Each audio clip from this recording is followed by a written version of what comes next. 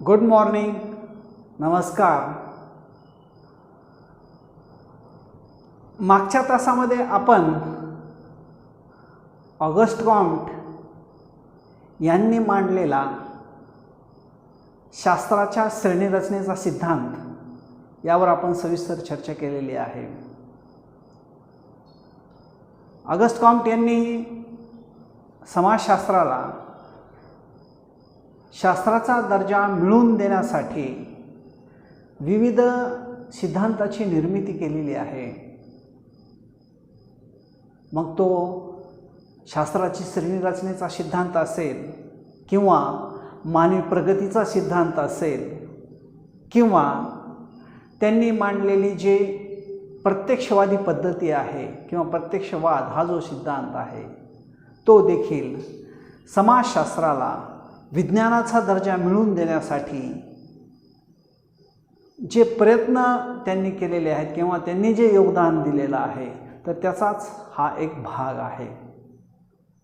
आज या ठिकाणी मी प्राध्यापक परमेश्वर यादव सर्व BA तृतीय वर्षाच्या विद्यार्थ्याचं या ठिकाणी मी स्वागत करतो आणि ऑगस्ट कॉम्ट यांनी मांडलेला हा जो प्रत्यक्षवादी सिद्धांत आहे ज्यालाच इंग्लिशमध्ये पॉझिटिव्हिझम असं म्हटलं जातं, तर या सिद्धांतावर आपण या ठिकाणी सविस्तर चर्चा करणार आहोत.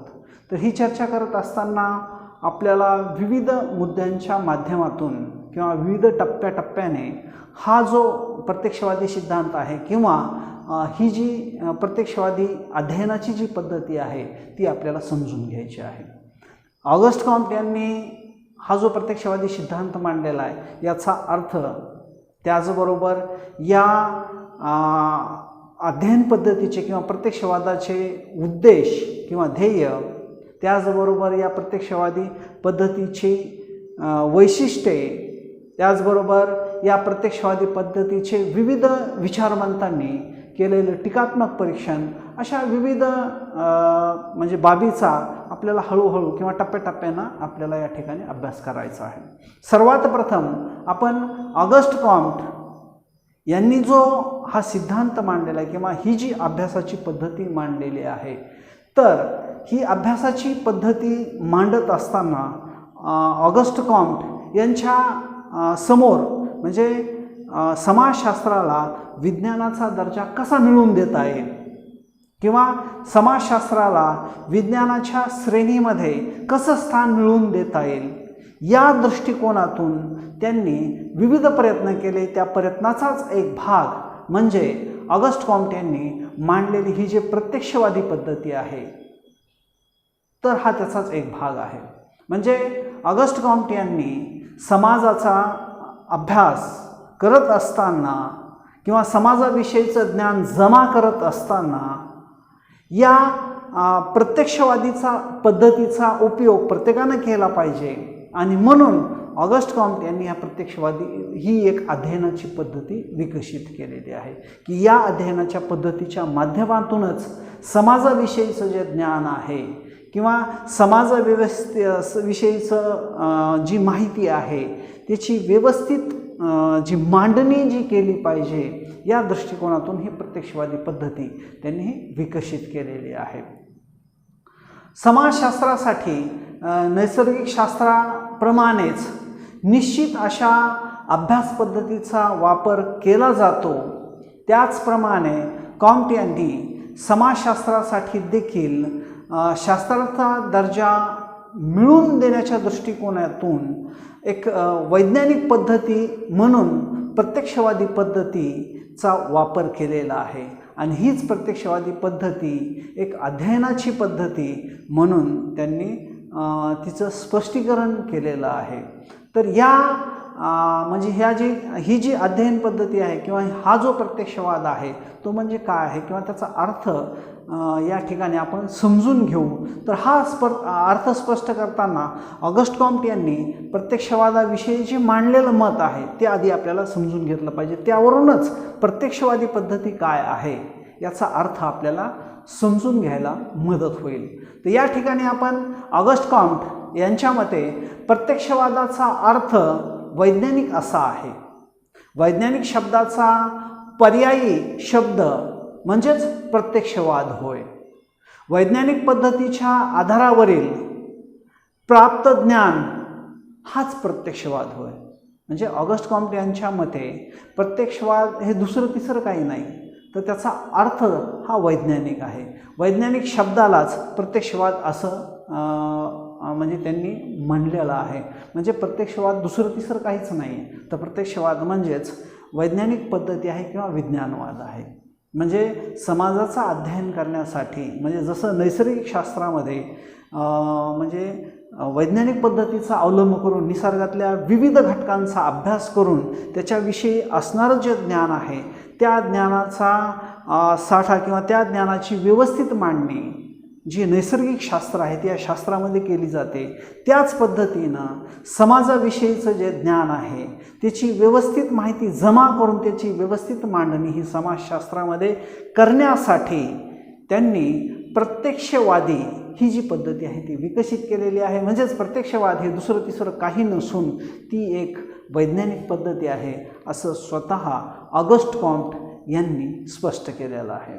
त्याचबरोबर पुढे ऑगस्ट कॉम्ट असंही स्पष्ट करतात की संपूर्ण विश्व हे अपरिवर्तनीय नैसर्गिक नियमाद्वारे व्यवस्थित व निर्देशित होत असते. या नियमांना धार्मिक व तात्विक आधारावर स्पष्ट करणे शक्य नाही. त्याकरिता शास्त्रीय पद्धतीद्वारेच हे नियम लक्षात घेतले पाहिजेत. शास्त्रीय पद्धतीमध्ये कल्पनांना कोणतंही स्थान नाही. म्हणजे ऑगस्ट कॉम्ट यांनी प्रत्यक्षवादी पद्धतीविषयी पुढं मत मांडताना असं सांगितलेलं आहे की हे जे संपूर्ण विश्व आहे तर हे विश्व म्हणजे अपरिवर्तनीय नियमाद्वारे सुव्यवस्थित आणि निर्देशित झालेले असते. म्हणजे या निसर्गामध्ये ज्या काही घडामोडी घडत असतात त्या विशिष्ट अशा नियमानंच घडत असतात आणि त्या नियमांचा शोध घेण्याचं काम हे शास्त्राला करावं लागतं. आणि या शास्त्र किंवा या नियमांचा शोध घेत असताना किंवा या नियमांची माहिती घेत असताना ती धार्मिक किंवा तांत्रिक आधारावर घेणं योग्य नाही. कारण यासाठी धार्मिक किंवा तात्विक आधारावर जर समजा या नियमांचा शोध घेतला तर तो योग्य पद्धतीनं होणार नाही. तर त्यासाठी वैज्ञानिक पद्धतीचाच अवलंब केला पाहिजे असं ऑगस्ट कॉम्ट यांनी स्पष्ट केलेलं आहे. ऑगस्ट कॉम्ट पुढे असंही स्पष्ट करतात की या वैज्ञानिक पद्धतीमध्ये किंवा शास्त्रीय पद्धतीमध्ये कल्पनाला बिलकुल स्थान नाही, कोणतेही स्थान नाही. म्हणजे निसर्गातले नियम असो किंवा आपल्या भोवताल घडणाऱ्या विविध घटना आहेत, या घटना जाणून घेण्यासाठी वैज्ञानिक पद्धतीचाच अवलंब केला पाहिजे. तर या पद्धतीशिवाय दुसरी धार्मिक पद्धती किंवा तात्विक पद्धती याचा अवलंब केला जाऊ नये. त्याचबरोबर कल्पनाला या ठिकाणी बिलकुल स्थान नाही अशा पद्धतीचं विचार ऑगस्ट कॉम्ट यांनी या प्रत्यक्षवादी सिद्धांत मांडत असताना व्यक्त केलेले आहेत. त्याचबरोबर ऑगस्ट कॉम्ट पुढं असंही म्हणतात किंवा या प्रत्यक्षवादी पद्धतीचं जे विवेचन आहे किंवा स्पष्टीकरण आहे ते देत असताना असंही म्हणतात की ही जी प्रत्यक्षवादी पद्धती आहे ही प्रत्यक्षवादी पद्धती कल्पनावर किंवा धार्मिक आधारावर किंवा तांत्रिक विचारावर अवलंबून नाही, तर या पद्धतीमध्ये निरीक्षण, परीक्षण, प्रयोग आणि वर्गीकरण या पद्धतीचा अवलंब केला जातो किंवा यावरच आधारित ही म्हणजे ही जी शास्त्रीय पद्धती आहे ही शास्त्रीय पद्धती ज्या वैज्ञानिक पद्धतीमध्ये ज्या पद्धतीचा अवलंब केला जातो त्या पद्धती म्हणजे निरीक्षण, परीक्षण, प्रयोग आणि वर्गीकरण या पद्धतीच्या आधारावरच समाजाविषयीचं ज्ञान हे जमा केलं पाहिजे किंवा समाजाला समजून घेतलं पाहिजे. समाजातील ज्या घटना आहेत या घटना समजून घेतल्या पाहिजेत, त्याच्याविषयीचं ज्ञान हे जमा केलं पाहिजे आणि याच्या आधारावर जे ज्ञान जमा केलं जातं त्यालाच प्रत्यक्षवादी पद्धती असं ऑगस्ट कॉम्ट यांनी स्पष्ट केलेलं आहे. यानंतर आपण ऑगस्ट कॉम्ट यांचा प्रत्यक्षवाद समजून घेत असताना अर्थ पाहिलेला आहे, त्याची प्रस्तावना पाहिलेली आहे, त्याचा अर्थ पाहिलेला आहे. यानंतर आपल्याला ऑगस्ट कॉम्ट यांचा जो प्रत्यक्षवाद आहे, या प्रत्यक्षवादाचा हेतू आपल्याला पाहायचा आहे. आता हा हेतू किंवा उद्देश, त्याला ध्येय असं म्हटलेलं आहे. हा हेतू किंवा ध्येय समजून घेत असताना आपण त्यांनी सांगितलेल्या ज्या विविध हेतू आहेत किंवा ध्येय आहेत त्याचा सविस्तर अभ्यास आपल्याला या ठिकाणी करायचा आहे किंवा त्यांना आपल्याला समजून घ्यायचं आहे. ऑगस्ट कॉम्ट यांनी मानवी ज्ञानाचा व्यवस्थित अर्थ लावून त्याचा व्यवहारात कसा उपयोग होईल या हेतूनेच प्रत्यक्षवादी विचारप्रणालीचे ध्येय सांगितलेले आहेत. ती ध्येय पुढील प्रमाणे, म्हणजे ऑगस्ट कॉम्ट यांनी जो प्रत्यक्षवाद म्हणजे एम्स ऑफ म्हणजे कॉम्ट्स पॉझिटिव्हिटिझम, म्हणजे ऑगस्ट कॉम्ट यांनी प्रत्यक्षवादाचा हेतू सांगत असताना काही ध्येय किंवा हेतू त्यांनी पुढील प्रमाणे सांगितलेले. त्याच्यातला पहिला जो ध्येय आहे किंवा पहिलं जे उद्देश आहे ते म्हणजे ज्ञानाची पूर्वतयारी. ऑगस्ट कॉम्ट यांनी प्रत्यक्षवादाचा ध्येय स्पष्ट करत असताना ज्ञानाची पूर्वतयारी हा पहिला हेतू सांगितलेला आहे. तर हा हेतू सांगत असताना ऑगस्ट कॉम्ट यांच्या मते कोणत्याही ज्ञानशाखेतील विषयाच्या संदर्भात पूर्वज्ञान असणे आवश्यक आहे. म्हणजे या ठिकाणी विषयाच्या पूर्वज्ञानामुळेच विषयाचे परिपक्व ज्ञान मिळण्यास मदत होते. ऑगस्ट कॉम्ट यांनी ज्ञानाची पूर्वतयारी करण्यासाठी या पूर्वज्ञानाच्या 3 घटक त्यांनी सांगितलेले आहेत. म्हणजे ऑगस्ट कॉम्ट असं सांगतात की बाबा म्हणजे एखाद्या घटकाचा आपल्याला अभ्यास करण्यासाठी किंवा कोणत्याही ज्ञानशाखेतील विषयाच्या संदर्भात आपल्याला ज्ञान जमा करत असताना त्याचं पूर्वज्ञान असणं हे अतिशय महत्त्वाचं आहे. किंवा त्याची पूर्वतयारी करणे म्हणजे विषयाच्या पूर्वज्ञानामुळेच विषयाची परिपक्वता प्राप्त होत असते. म्हणून एखाद्या शास्त्रामध्ये संशोधन करत असताना त्या ज्ञानाची पूर्वतयारी ही आवश्यक असते आणि पूर्वतयारी करत असताना त्याचं पूर्वज्ञान हे अतिशय आवश्यक असतं. परंतु या पूर्वज्ञानाची तयारी करत असताना ऑगस्ट कॉम्ट यांनी 3 घटक सांगितलेले आहेत. त्याच्यातला पहिला जो घटक आहे तो म्हणजे तर्कशास्त्र. म्हणजे समाजशास्त्र म्हणजे ऑगस्ट कॉम्ट यांनी प्रत्यक्षवादी पद्धतीमध्ये ज्ञानाची पूर्वतयारी करत असताना तर्कशास्त्राला अतिशय महत्त्व दिलेलं आहे. कारण ऑगस्ट कॉम्ट यांच्या मते ज्ञानाची पूर्वतयारी करत असताना पहिल्यांदा तर्कशास्त्राचा आधार घ्यावा लागतो. मानवाच्या तर्कबुद्धीचा पाया हा या शास्त्रावर आधारित असतो. तर्कशास्त्राच्या अभ्यासामुळे वास्तव अवास्तव, नैतिक अनैतिक यांचे ज्ञान होण्यास मदत होते. म्हणजे तर्कशास्त्र ऑगस्ट कॉम्ट यांनी जे प्रत्यक्षवादी पद्धती आहे या पद्धतीद्वारे अभ्यास करत असताना त्यांनी असं सांगितलेलं आहे की एखाद्या घटकाचं किंवा कोणत्याही शास्त्रामध्ये एखाद्या घटकाचं ज्ञान किंवा त्या शास्त्राविषयीचं ज्ञान जमा करत असताना त्या अभ्यासकाला ज्ञानाची पूर्वतयारी ही केली पाहिजे. आणि ही पूर्वतयारी करत असताना त्यांनी तर्कशास्त्र याला महत्त्व दिलेलं आहे. कारण कोणत्याही संशोधकाला किंवा शास्त्रज्ञाला आपल्या विषयाविषयीचं ज्ञान जमा करत असताना तर्कशास्त्राला महत्त्व देणं हे अतिशय महत्त्वाचं आहे किंवा आवश्यक आहे. कारण ज्ञानाची पूर्वतयारी करत असताना आपण तर्कशास्त्राचा आधार घेतला पाहिजे. कारण तर्कशास्त्र हे असं शास्त्र आहे किंवा तर्कबुद्धी ही अतिशय आवश्यक असते. प्रत्येक अभ्यासकाजवळ तर्कबुद्धी असणं हे अतिशय गरजेचं आहे. कारण एखाद्या घटकाविषयी म्हणजे विचार आपण जमा करत असताना ते योग्य आहे अयोग्य आहे त्यापेक्षा ती वास्तव आहे किंवा अवास्तव आहे या संबंधीचं ज्ञान जमा करत असताना म्हणजे तार्किक बुद्धीचा हा वापर केला पाहिजे असं ऑगस्ट कॉम्ट यांनी मांडलेलं आहे. त्याचबरोबर ऑगस्ट कॉम्ट यांनी ज्ञानाच्या पूर्वतयारीमध्ये ज्ञानमीमांसा शास्त्र याचाही उपयोग करणं गरजेचं मानलेलं आहे. कारण जे ज्ञान तुमच्याकडं प्राप्त होतं किंवा संशोधन करत असताना किंवा एखाद्या घटकाचा अभ्यास करत असताना तर्कबुद्धीचा तर वापर केलाच पाहिजे.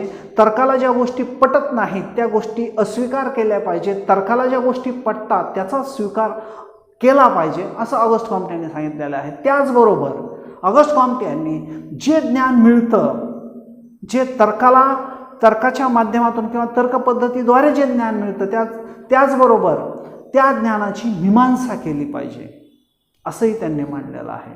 कारण म्हणजे सामाजिक शास्त्राचा अभ्यास करत असताना, ज्ञानाची पूर्वतयारी करत असताना तार्किक बुद्धी ही ठेवली पाहिजे. प्रत्येक ज्ञान हे तर्काच्या कसोटीवर तपासून घेतलं पाहिजे. त्याचबरोबर जे ज्ञान तुम्हाला प्राप्त होत आहे किंवा जे ज्ञान आपल्याला प्राप्त होत आहे, जी माहिती समाजातून आपल्याला प्राप्त होत आहे त्या माहितीची चिकित्सा केली पाहिजे. त्या माहितीला ज्ञानमीमांसाच्या आधारावर तपासून पाहिलं पाहिजे, त्याची समीक्षा केली पाहिजे, म्हणजे त्याला व्यवस्थित समजून घेतलं पाहिजे.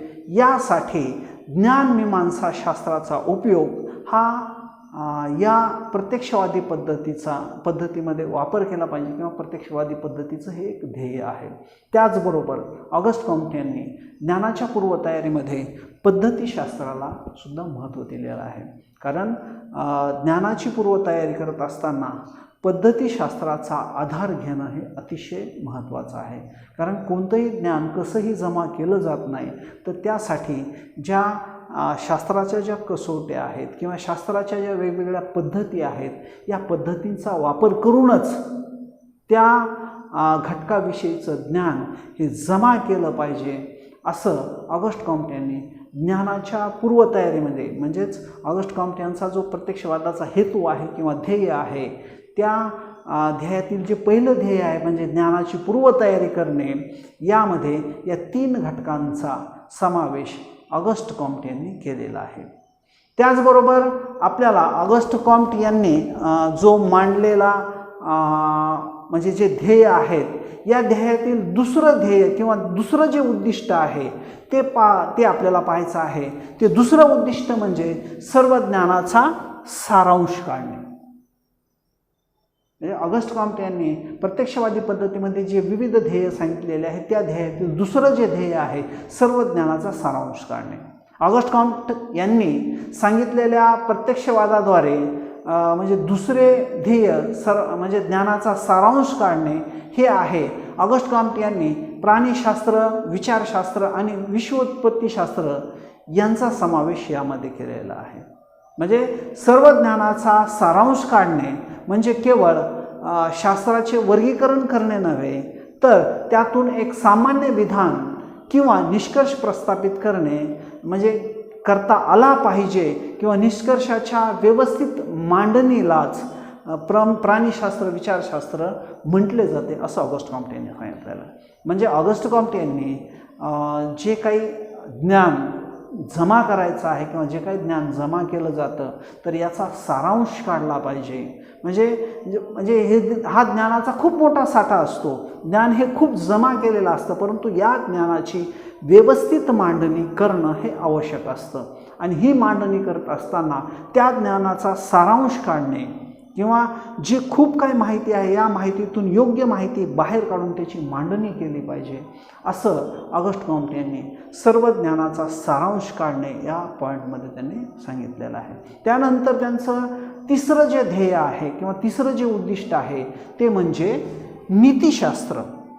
ऑगस्ट कॉम्टे यांनी शास्त्राच्या म्हणजे ह्याच्यामध्ये प्रत्यक्षवादी सिद्धांतामध्ये जो तिसरं उद्दिष्ट सांगितलेलं आहे ते म्हणजे नीतिशास्त्र.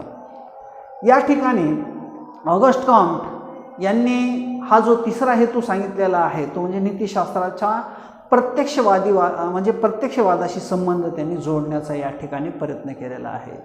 त्याचा फायदा समाजाच्या कल्याणाकरिता करणे हा त्यांचा उद्देश होता. प्रत्यक्षवादाच्या माध्यमातून सत्याचा शोध घेणे तसेच नीतिशास्त्राच्या माध्यमातून समाजातल्या नैतिक म्हणजेच योग्य अयोग्य हे नीतिशास्त्रामुळे कळते असं ऑगस्ट कॉम्टे यांचं मत आहे. म्हणजे ऑगस्ट कॉम्टे यांना असं सांगायचं आहे की बाबा आपण जे ज्ञान जमा करतो किंवा शास्त्रामध्ये जे काही ज्ञान जमा केलं जातं तर त्या शास्त्राचा म्हणजे त्या ज्ञानाचा उपयोग हा समाजाच्या कल्याणासाठी झाला पाहिजे. त्याचा संबंध म्हणजे ऑगस्ट कॉम्टे यांनी प्रत्यक्षवादाचा संबंध हा नीतिशास्त्राशी जोडलेला आहे. या ठिकाणी म्हणजे सत्याचा जो शोध घेतला जातो तो सत्याचा शोध हा नीतिशास्त्राच्या माध्यमातून घेतला पाहिजे किंवा नैतिकतेला या ठिकाणी महत्त्व दिलं पाहिजे. योग्य अयोग्य काय आहे या गोष्टी याच्यामुळं कळतात असं ऑगस्ट कॉम्टे यांनी सांगितलेलं. म्हणजे ऑगस्ट कॉम्टे यांनी या विज्ञानवादाचा किंवा या प्रत्यक्षवादाचा संबंध हा या नीतिशास्त्राशी जोडलेला आहे. म्हणजे या ठिकाणी आपण प्रत्यक्षवादाचा ध्येय पाहत असताना सारांश रूपानं असं आपल्याला म्हणता येईल की प्रत्यक्षवादामुळे ज्ञानाची प्रगती होणार आहे. त्या ज्ञानाचा उपयोग हा समाजाच्या कल्याणासाठी करणे हा कॉम्टे यांचा चांगला हेतू या ठिकाणी होता. म्हणजे ऑगस्ट कॉम्टे यांनी प्रत्यक्षवादी सिद्धांत मांडत असताना त्यांचा जो असा उद्देश होता की जे काही ज्ञान हा या प्रत्यक्षवादाच्या माध्यमातून जमा केलं जाणार आहे तर त्याचा उपयोग हा समाजाच्या कल्याणासाठी झाला पाहिजे. म्हणून त्यांनी या ठिकाणी प्रत्यक्षवादाचा संबंध हा नीतिशास्त्राशी जोडून त्याचा हेतू त्यांनी स्पष्ट केलेला आहे. यानंतर आपल्याला ऑगस्ट कॉम्ट यांनी मांडलेला जो प्रत्यक्षवादी सिद्धांत आहे या सिद्धांत म्हणजे या प्रत्यक्षवादाची वैशिष्ट्ये या ठिकाणी आपल्याला पाहायची आहेत. ऑगस्ट कॉम्टे यांनी जो प्रत्यक्षवादी सिद्धांत मांडलेला आहे त्याच्या ज्या व्याख्या मांडलेल्या आहेत किंवा त्यांनी जो विचार मांडलेले आहेत त्या आधारावर आपण या प्रत्यक्षवादाची जी विविध वैशिष्ट्ये जी स्पष्ट होतात या वैशिष्ट्याची मांडणी विविध मुद्द्यांच्या आधारावर या ठिकाणी करण्याचा प्रयत्न केलेला आहे. म्हणजे विविध मुद्द्यांच्या माध्यमातून जी ऑगस्ट कॉम्टे यांनी मांडलेले जे विचार आहेत ते स्पष्ट करण्याचा या ठिकाणी प्रयत्न केलेला आहे. तर कॅरेक्टरायटिक्स ऑफ पॉझिटिव्हिझम म्हणजेच प्रत्यक्षवादाची जी एक वैशिष्ट्ये आहेत ती वैशिष्ट्ये या ठिकाणी किंवा त्या वैशिष्ट्याचा आढावा या ठिकाणी आपण घेणार आहोत. त्यातील पहिलं जे वैशिष्ट्य आहे ते वैशिष्ट्य म्हणजे वस्तुनिष्ठता. ऑगस्ट यांनी मांडलेल्या प्रत्यक्षवादी जी पद्धती आहे याच्या वैशिष्ट्यामध्ये पहिलं जे वैशिष्ट्य आहे ते म्हणजे वस्तुनिष्ठता. ऑगस्ट कॉम्टचा प्रत्यक्षवादावर वस्तुनिष्ठतेवर आधारलेला आहे. म्हणजे ऑगस्ट कॉम्टे यांचा जो प्रत्यक्षवाद आहे तो वस्तुनिष्ठतेवर आधारलेला आहे. त्यात कल्पनेला कोणतंही स्थान नाही. वस्तुनिष्ठ तथ्यांना या ठिकाणी स्थान देण्यात आलेलं आहे. म्हणजे ऑगस्ट कॉम्ट यांचा जो प्रत्यक्षवाद आहे हा स्पष्ट करताना आपल्याला असं म्हणता येईल की ऑगस्ट कॉम्टे यांनी आपल्या प्रत्यक्षवादी पद्धतीमध्ये वस्तुनिष्ठतेला सर्वात महत्त्वाचं स्थान दिलेलं आहे. कारण जे ज्ञान म्हणजे प्रत्यक्षवादी पद्धतीमध्ये च्या माध्यमातून किंवा ह्या अध्ययन पद्धतीच्या माध्यमातून समाजाविषयीचं जे बी ज्ञान आपल्याला जमा करायचं आहे तर त्यासाठी वस्तुनिष्ठ पद्धतीचा अवलंब हा संशोधकांना केला पाहिजे किंवा अभ्यासकांना केला पाहिजे असं ऑगस्ट कॉम्टे यांनी स्पष्ट केलेलं आहे. त्याचबरोबर त्यांनी हे सुद्धा सांगितलेलं आहे की प्रत्यक्षवादी पद्धतीमध्ये केवळ वस्तुनिष्ठतेला स्थान असलं पाहिजे, कल्पनेला या ठिकाणी बिलकुल कोणतंही स्थान असता कामा नये. म्हणजे या ठिकाणी या प्रत्यक्षवादी पद्धतीमध्ये या कल्पनेला बिलकुल स्थान दिलेलं नाही. यानंतर आपल्याला ऑगस्ट कॉम्टे यांनी जो प्रत्यक्षवाद पद्धती सांगितलेली त्याच्यातला दुसरा जो वैशिष्ट्य सांगितलेलं त्या दुसरं जे वैशिष्ट्य आहे ते म्हणजे उपयुक्तता. ऑगस्ट कॉम्टे यांनी प्रत्यक्षवादाच्या माध्यमातून झालेल्या ज्ञानाचा उपयोग हा मानवी कल्याणासाठी वापरला जावा असे ऑगस्ट कॉम्टे यांचं मत होतं. यावरून प्रत्यक्षवादाचा जो संबंध आहे तो उपयुक्त ज्ञानाशी आहे हे या ठिकाणी सिद्ध होतं. म्हणजे ऑगस्ट कॉम्टे यांनी ही जी प्रत्यक्षवादी पद्धती आहे याच्या माध्यमातून जे बी ज्ञान हे जमा केलं जातं किंवा प्राप्त केलं जातं त्या ज्ञानाचा उपयोग हा मानवी कल्याणासाठी झाला पाहिजे. यावरून ऑगस्ट कॉम्टे यांची जी प्रत्यक्षवादी पद्धती आहे ती उपयुक्ततावादाशी संबंधित आहे हे स्पष्ट होतं. म्हणजे ऑगस्ट कॉम्टे यांनी उपयुक्ततावादाच्या आधारावर ही जी प्रत्यक्षवादी पद्धती आहे ती स्पष्ट केलेली आहे. म्हणजे केवळ ज्ञान जमा करणे नाही तर या ज्ञानाचा उपयोग हा समाजाच्या कल्याणासाठी झाला पाहिजे असं ऑगस्ट कॉम्ट यांनी या ठिकाणी स्पष्ट केलेलं आहे. त्यानंतर प्रत्यक्षवादाचं पुढचं जे वैशिष्ट्य आहे ते म्हणजे वैज्ञानिक पद्धती. प्रत्यक्षवादामध्ये सामाजिक घटनांच्या अभ्यासासाठी वैज्ञानिक पद्धतीचा अवलंब केला जातो. या पद्धती अंतर्गत निरीक्षण, परीक्षण, वर्गीकरण व प्रयोग या पद्धतीने घटनेच्या वास्तवतेचा शोध घेतला जातो. म्हणजे या ठिकाणी आपल्याला हे असं म्हणता येईल की बाबा प्रत्यक्षवादी पद्धती ही दुसरी तिसरी काही नसून त्याची वैज्ञानिक पद्धती आहे. आणि याला वैज्ञानिक पद्धती असं का म्हणायचं तर ऑगस्ट कॉम्ट यांनी स्पष्ट सांगितलेलं आहे की प्रत्यक्षवादामध्ये सामाजिक घटनांच्या अभ्यासासाठी वैज्ञानिक पद्धतीचा अवलंब केला पाहिजे. आणि वैज्ञानिक पद्धतीमध्ये आपण पाहिलेलं आहे की वैज्ञानिक पद्धतीमध्ये कोणत्याही घटकाचा अभ्यास हा कल्पनेच्या आधारावर केला जात नाही किंवा नैतिकतेच्या आधार किंवा तात्विक आधारावर केला जात नाही, धार्मिक आधारावर केला जात नाही. तर विज्ञानामध्ये प्रत्येक घटकांचा अभ्यास हा निरीक्षण, परीक्षण, वर्गीकरण, प्रयोग या माध्यमातून किंवा या पद्धतीचा अवलंब करून वास्तवतेचा किंवा या विविध घटनांचा शोध घेण्याचा प्रयत्न हा वैज्ञानिक पद्धतीमध्ये केला जातो. म्हणूनच ऑगस्ट कॉम्ट यांनी सांगितलेलं आहे की प्रत्यक्षवादी पद्धतीमध्ये वैज्ञानिक पद्धतीचा अवलंब हा केला पाहिजे. आणि हीच प्रत्यक्षवादी पद्धती म्हणजे ही जी प्रत्यक्षवादी पद्धती आहे या वैज्ञानिक पद्धतीमध्ये असणारे जे घटक निरीक्षण, परीक्षण, वर्गीकरण या पद्धतीवरती आधारलेली आहे. यानंतर आपल्याला ऑगस्ट कॉम्ट यांच्या प्रत्यक्षवादी पद्धतीच्या वैशिष्ट्यामध्ये जे पुढचं वैशिष्ट्य आहे ते म्हणजे परिवर्तनशीलता. ऑगस्ट कॉम्ट यांनी प्रत्यक्षवादाच्या आधारावर ज्या विविध घटना ज्या आहेत तर या म्हणजे समाज हा परिवर्तनशील आहे आणि या परिवर्तनशीलतेचा अभ्यास हा प्रत्यक्षवादी पद्धतीच्या आधारावर केला जावा असे ऑगस्ट कॉम्ट यांनी या ठिकाणी सांगितलेलं आहे. यानंतर ऑगस्ट कॉम्ट यांच्या प्रत्यक्षवादी पद्धत म्हणजे जी पद्धती आहे याचं पाचवं जे वैशिष्ट्य आहे ते वैशिष्ट्य म्हणजे ठराविक सामाजिक नियम. निसर्गातील घटना ह्या विशिष्ट अशा नियमानुसार घडतात, त्यामागे निश्चित कारणे असतात. याच नियमाच्या सामाजिक घटनांना देखील लागू होतात. म्हणजे हे जे नियम आहेत तर हेच नियम सामाजिक घटनाला सुद्धा लागू होतात असं ऑगस्ट कॉम्ट यांचं मत आहे. तर या ठिकाणी सामाजिक घटनांच्या मागे देखील काही निश्चित नियम असतात जे घटना घडविण्यासाठी कारणीभूत असतात. म्हणजे ऑगस्ट कॉम्ट असं स्पष्ट करतात की समाजाचा अभ्यास करत असताना ज्याप्रमाणे निसर्गामधले जे नियम आहेत किंवा निसर्गातल्या ज्या घटना आहेत तर ह्या ज्या घटना ह्या विशिष्ट अशा नियमानं घडत असतात, त्या घटना ह्या निश्चित असतात.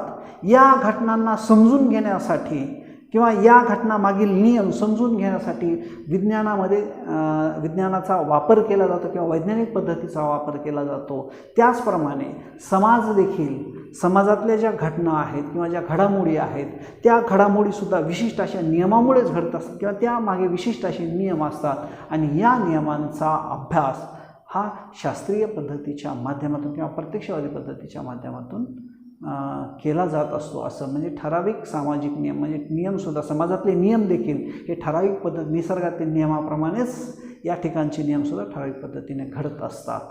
तर या ठिकाणी त्याच्या पुढचं जे वैशिष्ट्य आहे ते म्हणजे वास्तविकता. ऑगस्ट कॉम्ट यांनी प्रत्यक्षवादामध्ये वास्तविकतेला खूप महत्त्व दिलेलं आहे. प्रत्यक्षवाद हा वास्तविकतेशी निगडीत आहे.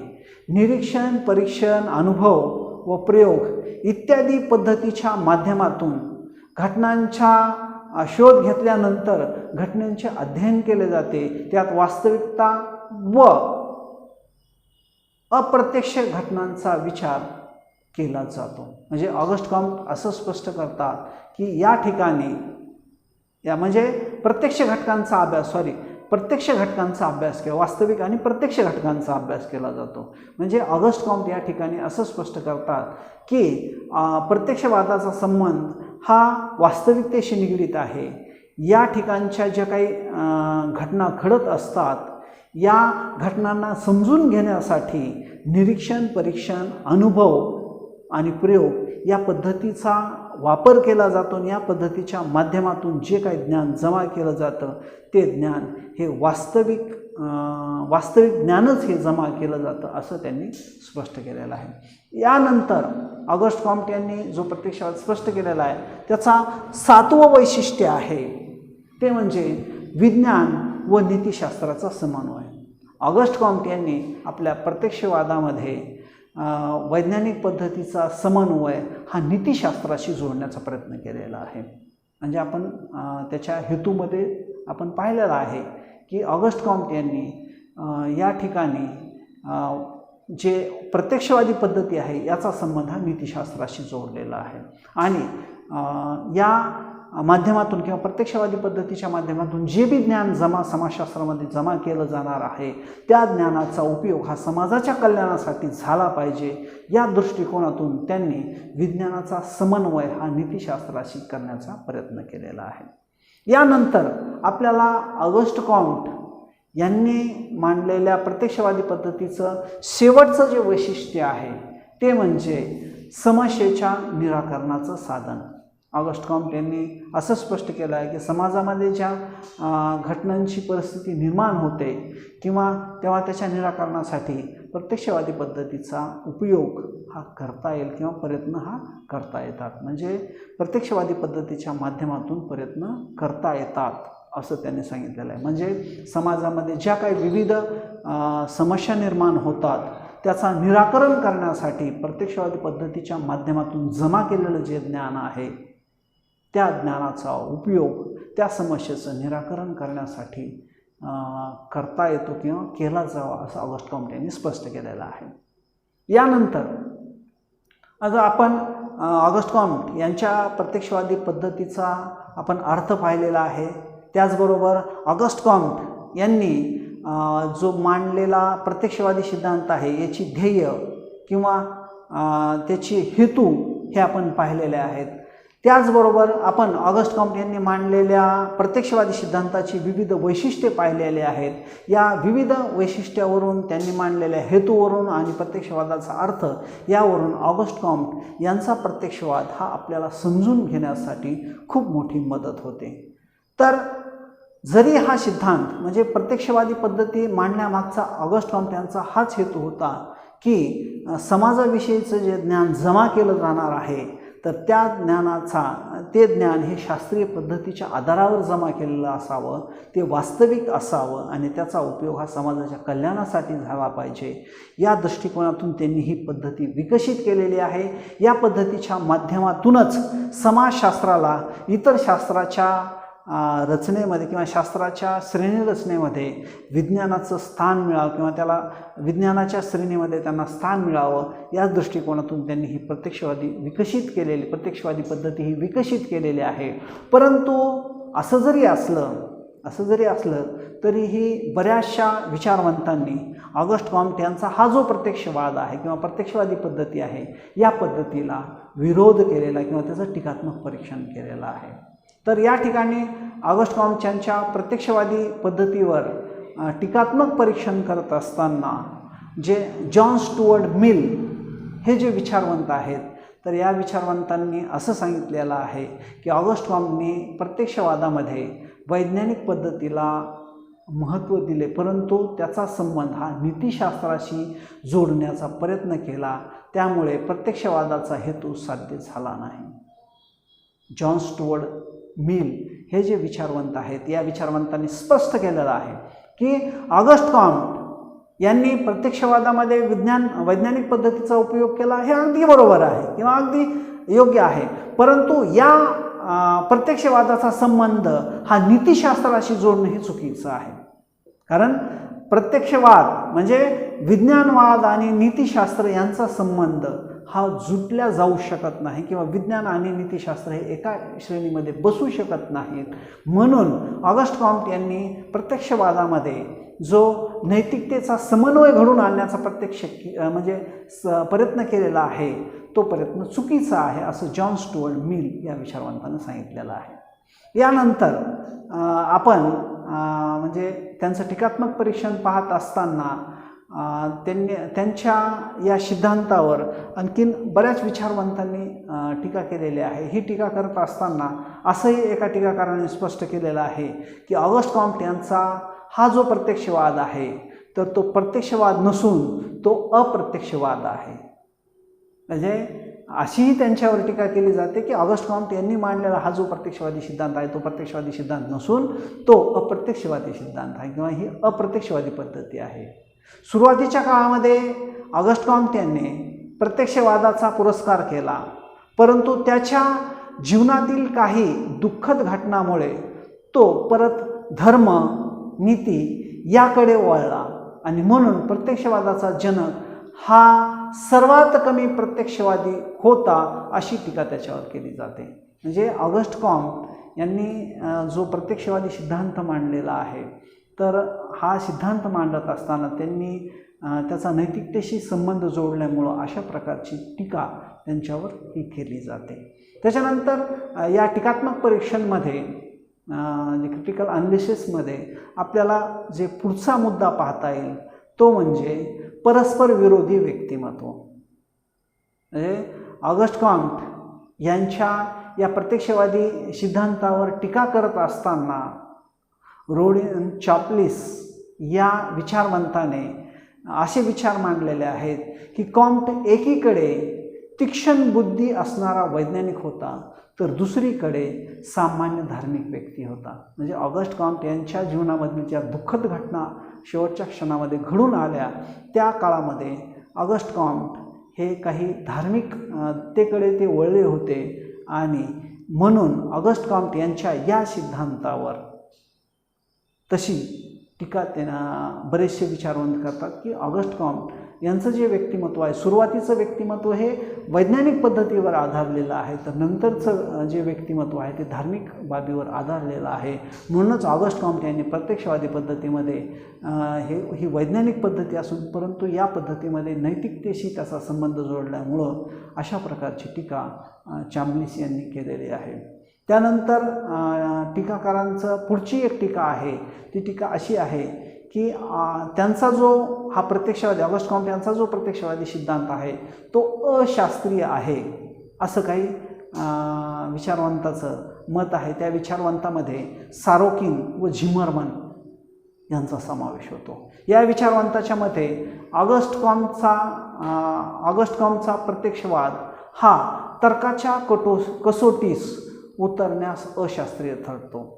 म्हणजे ऑगस्ट कॉम्ट यांच्या वर टीका करत असताना सारोकिन आणि झिमरमॅन हे जे विचारवंत आहेत तर ह्या विचारवंतांना असं टीका केलेली आहे की ऑगस्ट कॉम्ट यांनी मांडलेला जो प्रत्यक्षवादी सिद्धांत आहे तर किंवा हा प्रत्यक्षवादी हा जो अध्ययन पद्धती आहे तर ही तर्काच्या कसोटीवर उतरण्यास अशास्त्रीय ठरते किंवा ती तर्काच्या कसोटीवर उतरू शकत नाहीत अशा प्रकारचं मत म्हणजे सारोकिन आणि झिमरमन हे जे विचारवंत होते या विचारवंतांनी मांडलेलं आहे. यानंतर त्याचा पुढचा मुद्दा आहे म्हणजे टीकात्मक परीक्षणामध्ये पुढचा पाचवा मुद्दा आहे आणि तो शेवटचा आहे तो म्हणजे नैतिकतेच्या अधीन. म्हणजे J.S. मिल हे जे जॉन स्टुअर्ट मिल आहेत त्यांनी पुढं अशी टीका केलेली आहे की सामाजिक पुनर्बांधणीच्या विचाराने ऑगस्ट कॉम्ट यांच्या नैतिकतेचा बळी ठरलेला आहे. कारण J.H. मिल असं स्पष्ट करतात की ऑगस्ट कॉम्ट हे म्हणजे सामाजिक पुनर्बांधणीच्या बांधणीमुळं हे वैज्ञानिकतेकडून नैतिकतेकडे वळले आणि ह्या नैतिकतेनंच त्यांच्या जे विज्ञानवादाचा किंवा वैज्ञानिक विचाराचा बळी घेतला अशा प्रकारची टीका J.H. मिल या विचारवंतानं केलेली आहे. तर अशा प्रकारे ऑगस्ट कॉम्टच्या प्रत्यक्षवादावर खूप टीका होते किंवा खूप टीका केली जाते. कॉम्ट जर प्रत्यक्षवादाशी शेवटपर्यंत एकनिष्ठ राहिले असते तर कॉमच्या टीकेला समोर जावे लागले नसते किंवा त्यांना टीकाला समोर जावे लागले नसते. परंतु त्यांच्या जीवनातील काही दुःखद घटनामुळे ऑगस्ट कॉम्ट हे प्रत्यक्षवादाची जी कास आहे ती शेवटपर्यंत धरू शकले नाहीत. समाजशास्त्राला ज्ञानात अनन्यसाधारण जरी समजा असं असलं किंवा ते शेवटपर्यंत हे प्रत्यक्षवादी राहू शकले नाहीत किंवा विज्ञानवादी राहू शकले नाहीत. ऑगस्ट कॉम्ट यांच्यावर अनेक लोकांनी जरी टीका केलेली असली किंवा ते प्रत्यक्षवादाशी शेवटपर्यंत एकनिष्ठ राहू शकले नाहीत असं जरी म्हणलं जात असलं तरीसुद्धा ऑगस्ट कॉम्ट यांनी मांडलेले जे विचार आहेत त्या विचारांना समाजशास्त्राच्या विकासामध्ये किंवा समाजशास्त्रामध्ये अनन्यसाधारण असं महत्त्व आहे किंवा त्यांना विशेष असं महत्त्व आहे. कारण कॉमच्या प्रत्यक्षवादामुळेच सामाजिक घटनांच्या व्यवस्थित क्रमबद्ध म्हणजे अभ्यासाला सुरुवात झाली किंवा अभ्यासाला सुरुवात होण्यास मदत झाली. शास्त्रीय पद्धतीच्या आधारावर जे याच्यामधलं जे ज्ञान आहे ते जमा करण्यास मदत झाली. म्हणजे ऑगस्ट कॉम्ट यांनी मांडलेला जो प्रत्यक्षवादी सिद्धांत आहे किंवा जी पद्धती आहे या पद्धतीमुळे समाजशास्त्राला विज्ञानाचा दर्जा मिळवून देण्यामध्ये किंवा या पद्धतीच्या माध्यमातून किंवा या द्वारे अभ्यास करून समाजाविषयीचं ज्ञान हे समाजशास्त्रामध्ये जमा करण्यास मदत झाली आणि समाजशास्त्राला विज्ञानाचा दर्जा मिळवून देण्यासाठी जो मार्ग किंवा जी पद्धती ऑगस्ट कॉम्ट यांनी सांगितलेली आहे त्या पद्धतीचा आजच्या घडीला वेगवेगळे अभ्यासक संशोधक यांच्या माध्यमातून प्रयत्न केला जातो आणि निरीक्षण परीक्षण प्रयोग या माध्यमातून समाजाविषयीचं ज्ञान जमा करून त्याचा समावेश समाजशास्त्राच्या ज्ञानामध्ये करण्यात येत आहे आणि त्यामुळे समाजशास्त्राचा उत्तरोत्तर अधिक वैज्ञानिक विज्ञान म्हणून किंवा समाजाविषयीचं विज्ञान म्हणून त्याचा उपयोग होत आहे. म्हणून ऑगस्ट कॉम्ट यांनी जे योगदान दिलेलं आहे समाजशास्त्राच्या विकासामध्ये किंवा समाजाच्या अभ्यासामध्ये जे योगदान दिलेलं आहे ते अनन्यसाधारण असं आहे. म्हणूनच ऑगस्ट कॉम्ट यांना फादर ऑफ सोशिओलॉजी असं म्हटलं जातं. तर ठीक आहे, या ठिकाणी ऑगस्ट कॉम्ट हे जे प्रकरण आहे किंवा ऑगस्ट कॉम्ट यांनी मांडलेले जे विविध सिद्धांत आहेत तर या ठिकाणी संपतात. यानंतर पुढचं जे प्रकरण आहे ते म्हणजे हर्बर्ट स्पेन्सर हे आपण पुढच्या तासामध्ये पाहणार आहोत. तर या ठिकाणी आपण थांबू. धन्यवाद.